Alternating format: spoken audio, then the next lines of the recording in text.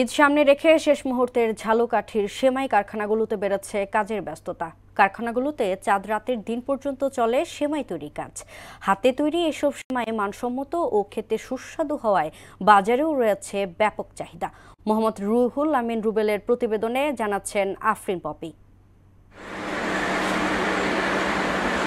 ঝালকাঠির 5টি সেমাই কারখানায় দম ফেলার সুযোগ পাচ্ছেন না সেমাই তৈরি শ্রমিক ও মালিকরা। পাম তেল, ডালডা ও ময়দা দিয়ে কোথাও তৈরি হচ্ছে লাচ্চা সেমাই, কোথাও আবার শলা সেমাই। এসব সেমাই খোলা এবং প্যাকেটজাত হয়ে চলে যায় ঝালকাঠি সহ দক্ষিণাঞ্চলের বিভিন্ন বাজারে।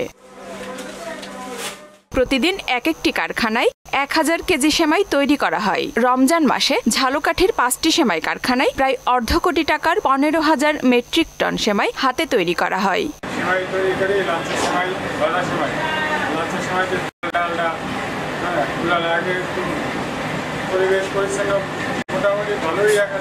মালের চাহিদা যখন কই মাঝে বিক্রি করতে পারে না, তখন আমরা বসে থাকতে হয়, তখন বাড়িতে টাকা পয়সা বাড়াইতে পারি না। তবে কারখানার মালিকদের দাবি, কাঁচামালের দাম বৃদ্ধিতে চাহিদা থাকা সত্ত্বেও অর্থাভাবে মালিকরা এগোতে পারছেন না। প্রতি বছরে আমরা সেমাই উৎপাদন করতেছি, উৎপাদন খরচ গতবারের চেয়ে এবছর অনেক মালের দাম বেশি।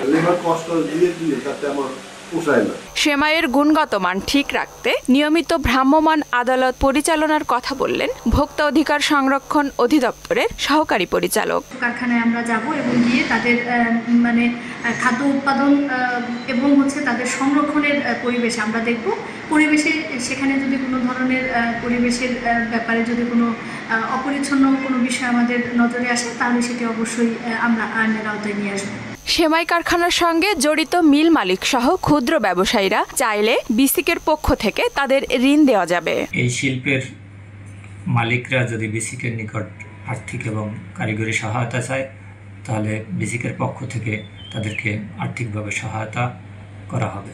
সেমাই শিল্পকে বাঁচিয়ে রাখতে সরকারিভাবে আর্থিক সহযোগিতার দাবি সংশ্লিষ্টদের। আফরিন পপি, মোহনা সংবাদ।